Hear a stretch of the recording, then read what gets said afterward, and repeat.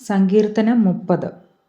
ദാവീദ് എഴുതിയ ഈ സങ്കീർത്തനം വിശുദ്ധ വേദപുസ്തകത്തിൽ ഭവനപ്രതിഷ്ഠാഗീതം എന്ന് രേഖപ്പെടുത്തിയിരിക്കുന്നു.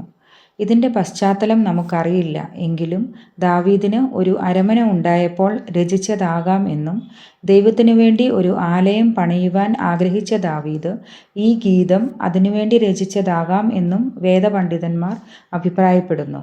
ഈ സങ്കീർത്തനത്തിൽ പ്രധാനമായും ശത്രുക്കളിൽ നിന്ന് ദൈവം നൽകുന്ന വിടുതൽ, സൗഖ്യം നൽകുന്ന ദൈവം, പ്രത്യാശ നൽകുന്ന ദൈവം ഇവയെക്കുറിച്ച് പറഞ്ഞിരിക്കുന്നു. സങ്കീർത്തനം 30. യഹോവേ, ഞാൻ നിന്നെ പുകഴ്ത്തുന്നു, നീ എന്നെ ഉദ്ധരിച്ചിരിക്കുന്നു. എൻ്റെ ശത്രുക്കൾ എന്നെക്കുറിച്ച് സന്തോഷിപ്പാൻ നീ ഇടയാക്കിയതുമില്ല.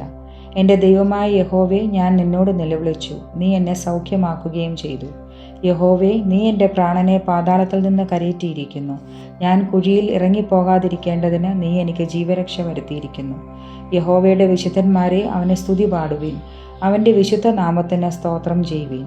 അവൻ്റെ കോപം ക്ഷണ നേരത്തേക്കേ ഉള്ളൂ, അവൻ്റെ പ്രസാദമോ ജീവപര്യന്തമുള്ളത്. സന്ധ്യയെങ്കിൽ കരച്ചിൽ വന്ന് രാപാർക്കും, ഉഷസ്സിലോ ആനന്ദഘോഷം വരുന്നു.